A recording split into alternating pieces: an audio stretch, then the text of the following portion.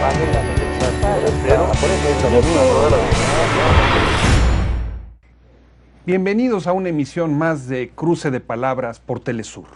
Soy Luis Hernández Navarro y hoy vamos a conversar con Fray Raúl Vera, obispo de Saltillo, ingeniero químico, fue obispo coadjutor de San Cristóbal de las Casas, obispo también en Guerrero, tiene una larga experiencia en el terreno de los derechos humanos. Don Raúl, muchas gracias por estar hoy aquí con nosotros en Cruce de Palabras. Con muchísimo gusto, Luis, con muchísimo gusto, de verdad. Don Raúl, acaba de estar en México la Comisión Interamericana de Derechos Humanos y presentó un balance de la situación de los derechos del hombre en el país que muestra una situación de calamidad. ¿Qué opinión le merece a usted ese informe? Bueno, pues mira, como fui parte, te recuerdas, del capítulo México del Tribunal Permanente de los Pueblos, pues esto es sencillamente nadie puede ver algo distinto de lo que está pasando en México. Nadie que viene a México desde esta visión de una estructura de justicia, de respeto al derecho, de interés por el bien común, nadie que tenga una visión política correcta de lo que debe ser la organización social de un país, va a decir distinto.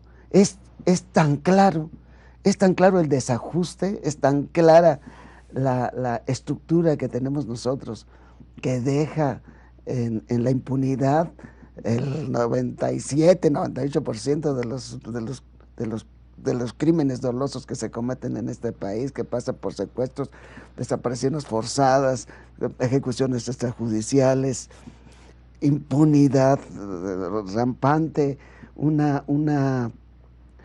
guerra simulada contra el narcotráfico, que es lo que realmente están haciendo es militarizar al país y a veces poner también vigilancia policíaca sobre todos nosotros. Una situación terrible, entonces. Sí. Usted acaba de mencionar el Tribunal Permanente de los Pueblos, tribunal ético, no vinculante, ¿verdad? Sí. Que viene del Tribunal de Bertrand Russell por la paz en contra de la guerra de Vietnam y que ha seguido su trabajo. Usted fue garante centralísimo de ese proceso. Sí. ¿Qué visión de México tuvieron ustedes en el tribunal? ¿Qué resolvió este tribunal? Bueno, una de las soluciones y que nos encargan a la sociedad civil es refundar el país. Así, yo estaba con los jueces en la construcción de la sentencia final y yo mismo me quedé así cuando dijeron, este es un país totalmente destruido y es el país más destruido de la tierra en este momento. Y dijeron, México es un emblema para todos los países del mundo de lo que puede sucederle a una nación que acepta rigurosamente aplicar todas las políticas económicas neoliberales que se le han aplicado a este país en su Tratado de Libre Comercio con Estados Unidos y Canadá. O sea, este tribunal vinculó los efectos del libre comercio con la situación de los derechos humanos y de la impunidad. Porque nosotros pedimos que se hiciera digámoslo así, que se juzgara al gobierno mexicano en este tramo histórico que representa el Tratado de Libre Comercio con Estados Unidos y con Canadá, que empezó digamos, a construirse antes de que se firmara. Se empezaron a hacer los preparativos. Simplemente la ley agraria, la reforma al artículo 27 de la Constitución, era en orden a que se aplicara todo lo que se tenía que aplicar. Todas las condiciones que estaban pidiendo se empezaron a dar. Digamos, ya las restricciones de la economía neoliberal las empezó a aplicar el señor de la Madrid, por eso tuvieron que hacer fraude para hacer ganar de nuevo al PRI en las elecciones del 88. Entonces, esto es clarísimo. Pero hay algo que se le presentó a la Secretaría General del Tribunal Permanente de los Pueblos para lograr que viniera el tribunal. Nosotros le dijimos, en México hay un desvío del poder. ¿Qué significa eso, don Raúl? Pues que toda la autoridad, vamos a decirlo así, que a través de los puestos de elección, de donde brota toda una organización gubernamental, pero son los puestos de elección los fundamentales, es el poder ejecutivo, el poder legislativo, que después va a conformar, digámoslo así, todas las demás estructuras y a los 3 niveles de gobierno. Entonces, se les planteó a los señores de la Secretaría General del Tribunal Permanente de los Pueblos, en México, toda esta autoridad que el pueblo delegó, digámoslo así, al equipo político que gobierna nuestro país especialmente durante estos años de aplicación del Tratado de Libre Comercio, ha puesto en manos del poder económico mundial y el poder también económico de México, representado por las empresas que todos sabemos son también multinacionales ya aquí en México, pero mexicanas, pero las empresas que vienen desde fuera, y luego también pues a las potencias políticas que representan estas empresas dentro de nuestro país. ¿Se refiere usted a las empresas transnacionales? Todas las empresas transnacionales, incluso en la sentencia final se dan nombres de empresas. Me recuerdo bien, Monsanto mexicano, Monsanto que tomó nada más y nada menos que se atribuye ya la propiedad intelectual del maíz criollo para mandándolo a nosotros ya como un maíz transgénico. Digo, nada más por decir un puntito. Claro. Entonces,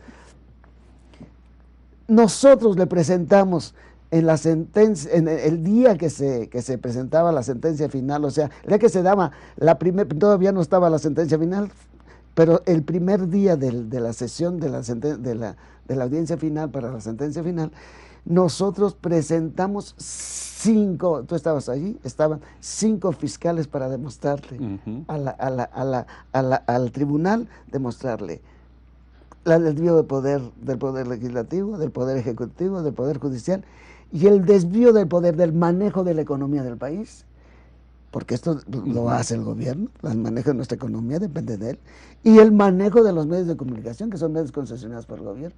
Estos cinco poderes, digámoslo así, se ponen al servicio de las grandes multinacionales en este país. Entonces, para los mexicanos no hay un gobierno que sirva, para los mexicanos no hay el cumplimiento de la finalidad de la política, que es el establecimiento de la justicia, el establecimiento del derecho y el bien común y la garantía de que nosotros tenemos derecho al desarrollo, tenemos derecho al acceso. No, para nosotros no hay, y no hay respuesta. Por eso el altísimo grado de impunidad en el que vivimos, por eso la simulada persecución con una guerra contra el crimen organizado, porque no se remueve a ningún político que está comprometido con un país devastado, entonces, y una situación de simulación y de desvío de poder. ¿Qué le parece, don Raúl, si vamos a una pequeña pausa y al regresar nos sigue usted describiendo, haciendo esta radiografía dramática de México? Con todo gusto. Volvemos. Estamos de regreso en este cruce de palabras, conversando con el obispo Raúl Vera sobre la situación de los derechos humanos en México. Don Raúl, nos acaba de usted describir una situación catastrófica del país, pero ha dicho, este país se tiene que volver a fundar. Sí. Esto es una conclusión del Tribunal Permanente de los Pueblos. Ajá. ¿Y qué se ha hecho a partir de esta idea de la refundación? Bueno, mira, una pequeña observación histórica. En el libro de conversaciones que tuvimos Bernardo Barranco y yo, publicada pues en el libro el Evangelio Social del obispo Raúl Vera, son conversaciones con Bernardo Barranco, cuando estábamos en el tema político, cuando concluíamos ya toda esta situación, me dice, ¿y qué salida ve? Y yo le dije, yo veo una constituyente, pero una constituyente muy sui generis, una asamblea constituyente que parta del pueblo, recordando el modelo de la construcción de la ley indígena, en diálogo con los afectados por la actual, digamos, ley constitucional. ¿Cómo fue ese modelo de ley indígena? ¿Se refiere usted Sí, a los diálogos de San Andrés? De San Andrés. De 1995, 96. 96, en donde se intentaba poner como sujetos de derechos a los pueblos indígenas de México, porque hasta ahora permanecen así, porque no se quiso reformar la ley, son objeto de derecho, o sea, no son ciudadanos con plenos derechos. Ellos reciben las dádivas, reciben las indicaciones, reciben lo que el Estado mexicano les quiere dar. Entonces, en este diálogo con el gobierno, donde estaban invitados por parte de los zapatistas, exacto, había invitados dirigentes indígenas, intelectuales, antropólogos, religiosos. Exactamente, y el gobierno también tenía sus asesores. Entonces, se pactó que en los diálogos se formulara una reforma constitucional en la que los pueblos originarios de México tuvieran plenos derechos dentro de su cultura, dentro de sus usos y costumbres. Este tema de usos y costumbres no se entiende, es una profunda organización ética, no es nada más, pues nosotros nos gusta hacerle así, es una profunda organización ético-cívica, ético-política, ético-económica, que emerge de las culturas originarias, es una cosmogonía, su Usted manera de era relacionarse. obispo coadjutor en aquel entonces. En aquel entonces, primero fui parte de la Comisión Episcopal para la Paz en Chiapas. En ese momento yo empecé a entrar junto con los obispos de la Comisión Episcopal para la Paz en Chiapas, empecé a entrar dentro de esa dinámica de los diálogos. Y después de año y meses, un año y medio de estar en esa comisión, fui nombrado obispo coadjutor San Cristóbal, pero yo ya venía desde ese año y medio. Y ya allí entré dentro de toda la dinámica que la diócesis tenía para, digámoslo así, acuerpar, para apoyar, porque don Samuel había ofrecido, junto con a don Samuel Ruiz, el obispo de la diócesis de San Cristóbal, junto con los dos obispos de las otras dos diócesis que están en Chiapas, el de Tapachula y el de Tuxtla, se habían ofrecido a ser intermediarios en este conflicto que estalló el 1 de enero del 94. Los hermanos zapatistas solo aceptaron a don Samuel, y don Samuel invita a personas de la sociedad civil para formar la Comisión Nacional de Intermediación, la CONAI.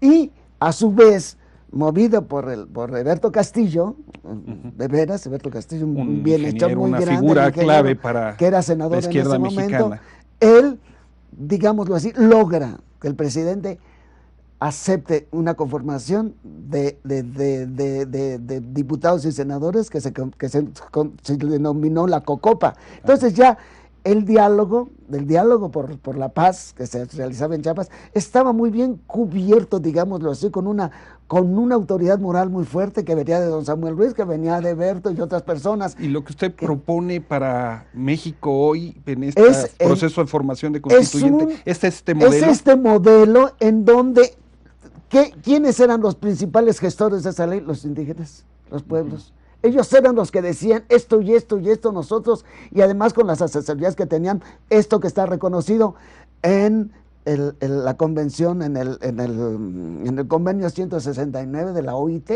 Esto es muy interesante, o sea, es la aplicación del derecho internacional a México para hacer una ley, que esa ley, solamente en su primera etapa, porque era mucho más grande esa ley, pero la primera etapa, que era derechos y cultura indígena, fue la que sí se cubrió, y de allí surge toda una ley que hacía municipios autónomos, que permitía que los hermanos indígenas fueran gestores de sus propios proyectos, que no dependieran ya del gobierno, que ellos tuvieran su propio modelo de elección de autoridades, que ya está en su cultura. Entonces, excelente, pero salió del pueblo. Y esa constituyente, don Raúl, tendría como objetivo una nueva constitución. Una nueva constitución, pero aquí viene, pero dictada por el pueblo. Una nueva constitución que no la vamos a gestar entre teóricos. No. Es nuestro pueblo que se pone a caminar reflexionando sobre un nuevo pacto social, y diciendo qué es lo que necesitan los campesinos, hablando, es decir, esto y esto es lo que nosotros, es lo que falta, es lo que nos han quitado, etcétera. O sea, una conformación de nueva ciudadanía, pero además una ciudadanía que abarque no unos cuantos, sino si es posible, al 100% del padrón electoral de los ciudadanos. O sea, se trata también de tener una nueva construcción política del país, en una nueva constitución, pero también con nuevos actores. Estamos repitiendo los actores. En este momento los partidos políticos están mandando cada cosa a los cargos públicos. Tremendo. Que nosotros no vamos a salir de allí. Y la manera como esto se puede hacer, esto yo lo dije muy brevemente en nuestras conversaciones con Bernardo Barranco. Decía, esta tiene que ser primera etapa. Tenemos que crear a través de pequeños cuadros y yéndonos a las cañadas, yéndonos a las rancherías, no haciendo aglomeraciones, yéndonos allá a los barrios, en pequeños grupos, cuadros pequeños, pero bien organizados. La gente empiece a reflexionar, bueno, ¿qué está pasando en el país? Que entienda qué es desmontada que le dieron al país. Un proceso de abajo hacia arriba. Exactamente, la comunidad, pero... Y eso está inspirado, don Raúl, también, por ejemplo, en las experiencias constituyentes que han habido en países como Venezuela, como Bolivia o como Ecuador. Sí, tenemos pero además, allí toda la riqueza, por ejemplo, en Bolivia, concretamente en Ecuador, toda la riqueza de la cultura indígena está allí. Aquí tendríamos que darle su lugar. Mira, yo soy presidente del Consejo Directivo del Centro de Animación a las Misiones Indígenas, que es CENAMI. CENAMI, ahí, el otro día dijimos, el 18% se acepta que son indígenas, pero porque se ve a los monolingües. Pero si se va a los bilingües, va al doble, ya va al 36%, vamos a decir. Pero si nos vamos a la cultura, en todo nuestro pueblo que vive, especialmente en el ambiente rural, el 50% permanece en la cultura indígena. Entonces, aquí tenemos una riqueza de construcción de comunidades, de cómo lo hacen ellos. Entonces, tenemos que tener mucha confianza en ellos y tenemos primero que tener una grande conciencia, pero esa conciencia de que existe ya en culturas mucho más humanas entre los pobres, tiene que permear a toda la sociedad. Tenemos que llegar a empresarios, tenemos que llegar a estudiantes, son todos los mexicanos. O sea, los pueblos indígenas tienen que atravesar al conjunto de la sociedad mexicana. La riqueza que tenemos en nuestros pueblos originarios tiene que atravesar. ¿Qué le parece, don Raúl, si vamos a una pequeña pausa y regresamos? Y estamos aquí en Cruce de Palabras con don Raúl Vera. Volvemos en muy breves instantes. Estamos ya de vuelta para este segmento final de Cruce de Palabras, conversando con Fray Raúl Vera. Don Raúl, nos ha descrito cómo los pueblos indios tienen que decir su palabra en México, cómo tienen que ser escuchados, cómo su experiencia de construcción de una legislación en el marco de la inspiración zapatista puede servir como modelo para una nueva constituyente. ¿Qué se está haciendo ya prácticamente para avanzar en este proyecto en México? En primer lugar, yo estoy hablando del modelo de los pueblos indígenas, pero estamos actuando en todos los estratos sociales ya. O sea, yo estoy hablando de que aquí hay una base muy fuerte que fue la experiencia de la construcción de la ley indígena. Nosotros estamos creando dentro de todos los estados de la República lo que le llamamos un comité de facilitadores. No tenemos un comité central. También hay unos facilitadores que son los que, ¿cómo no ser uno de esos facilitadores? Vieron el libro de Barranco y vinieron a verme y me dijeron, queremos empezar a caminar en la construcción de una constituyente como usted la está proponiendo en este libro de Barranco. Y de ahí empezamos, yo creo ya tenemos 1 año y 8 meses, algo así. Entonces lo que estamos haciendo es que primero socializar la idea de que tenemos que llegar a nuestro pueblo. No se trata de que la constitución la construyamos una élite y luego la propongamos. No vamos, hay que sobrepasar con todo el pueblo mexicano este pequeño grupúsculo que se ha apoderado, digámoslo así, del país a través de las instituciones políticas. Esto no podemos ya seguir así. Van a acabar dejándonos con 3 litros de agua dulce y con 100 hectáreas de tierra cultivable, porque todos lo están vendiendo. Don Raúl, ¿y no lo han acusado a usted de ejercer una injerencia ilegítima en el mundo de la política, siendo un religioso? Porque yo no estoy proponiendo ningún partido político, yo no estoy proponiendo nada, yo sencillamente estoy diciendo, tenemos que hacernos cargo de nuestro país y del gobierno de nuestro país, todos los ciudadanos, y no lo tenemos que hacer, sería un error espantoso que esperáramos a que este país siga violentándose para que de un momento a otro pues, aparezca por allí una búsqueda por el lado violento de la paz. No podemos dejar que esto camine, tenemos que salir al frente. Entonces, en este sentido, no tienen por qué, porque yo no estoy... ¿Y estas denuncias le caen bien al gobierno? Pues Estos señalamientos críticos que usted hace. Yo no creo que le caigan bien, pero sinceramente yo creo que, gracias a Dios, no soy el único. Si yo fuera el único, ok, pero yo ya no soy el único. Es que en el imaginario social está cada día más grande la conciencia. Yo lo veo con mi predicación del Evangelio, que siempre tiene que ver con esta realidad. Cada día yo lo veo que la gente lo recibe, yo lo veo y además con qué interés, y también cuando vamos a las distintas comunidades, no soy yo el único, ya hay facilitadores que estamos yendo, ya estamos regionalizando a los comunicadores. Pero su voz en la Iglesia Católica no es muy común, don Raúl, en la mexicana me refiero.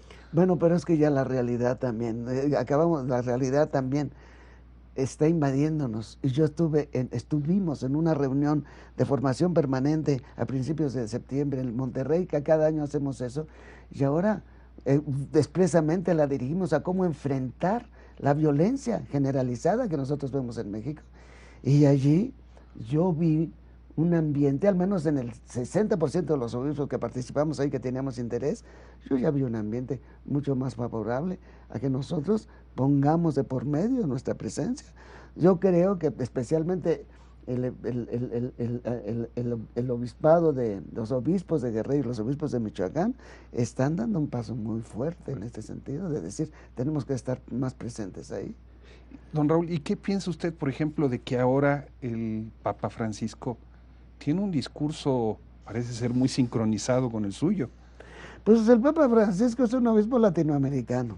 El Papa Francisco es un obispo que entiende que el Evangelio es para cambiar el mundo. Hemos leído mucho el Evangelio para dentro de la iglesia, lo hemos leído para las comunidades entreeclesiales y lo hemos leído para construir la iglesia. El Papa ya nos vino a decir, el Evangelio es para construir el mundo y la historia. Y por eso habla tanto de las ICE a las periferias existenciales, es decir, a lo que está viviendo una gran parte del mundo en este momento. No se trata nada más de llegar con la clásica visión de asistencialista y creando y teniendo de bienhechores a las personas que primero les roban el salario a los pobres, porque les pagan una miseria, con permiso del gobierno, por supuesto, y después lo dan a los pobres por otro lado, en una mínima parte. Pues los que están dando el salario no pagado al obrero es el que se le está dando a los pobres, pero en limosna, no en promoción de la vida. El Papa no piensa así. Usted estuvo en la reunión de los movimientos sociales con el Papa en el Vaticano. Y también en Bolivia. Y también en Bolivia. Bolivia. Lados, por supuesto. El Papa entiende perfectamente, y además allí, yo creo que un 50% de la gente no es católica y yo creo que a lo mejor un 25 o 30% no es creyente. Entonces, allí es una reunión plural de los excluidos que se organizan para recuperar los derechos. Y dijo una cosa fundamental en Bolivia: ustedes, los excluidos del mundo, que se organizan por los derechos de la tierra, del trabajo y del techo, son los que cambiarán el mundo. Así lo dijo, los excluidos son los llamados. Esta es la grande visión, y es la visión de la teología latinoamericana. Esta es la opción preferencial por los pobres. Esto es, los pobres son poseedores de una fundamental riqueza. Esto lo tiene Francisco, y además, el día de hoy, de cualquier líder, especialmente de los líderes religiosos, el mundo pide coherencia ética y coherencia profética. Esto lo llegamos, yo estuve en una reunión internacional hace unos 4 años de líderes religiosos del mundo y allí llegamos a esa conclusión. Coherencia ética y Coherencia ética profética. y coherencia profética. Entonces, yo escuché la homilía del Papa. Yo estaba en Roma el día que el Papa empezó su servicio pastoral como obispo de la Iglesia Universal, y cada vez que mencionaba a los pobres, estallaba en aplausos esa plaza. Don Raúl, se ha dicho que el Papa va a venir a México. ¿Vendrá realmente? Yo creo que sí, yo creo que sí. Esto yo hasta hace una semana, cuestión de una semana, yo no lo había escuchado. Yo llegué de Roma hace unos días y todavía no escuché nada ahí. Fue ya aquí en México cuando empecé a escuchar que se había anunciado que el Papa vendría. Yo creo que sí. ¿Y por qué no ha venido hasta ahora?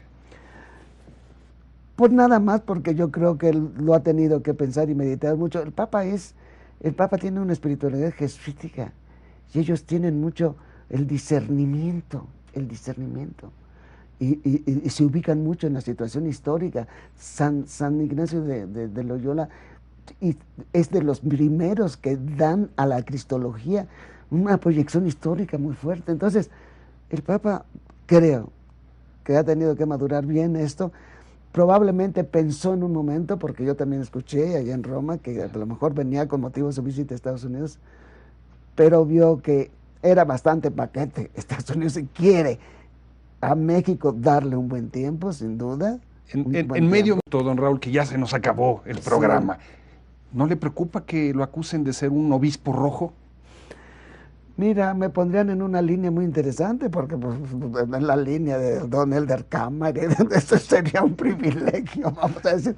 Sería un privilegio. Sinceramente, hace mucho tiempo que aprendí a moverme ante Dios. Yo tengo dirección espiritual, yo hablo constantemente con personas de iglesia. No tengo miedo. Dios sabe que mi conciencia está en el lugar en que tiene que estar. Don Raúl, muchísimas gracias por esta charla con usted el día de hoy en este Cruce de Palabras. Muchas gracias. Y a ustedes, amigos, también les agradecemos su compañía con este Cruce de Palabras con un ministro de la Iglesia Católica que hemos tenido el lujo de tener el día de hoy aquí. Los esperamos en la próxima en Telesur. Pero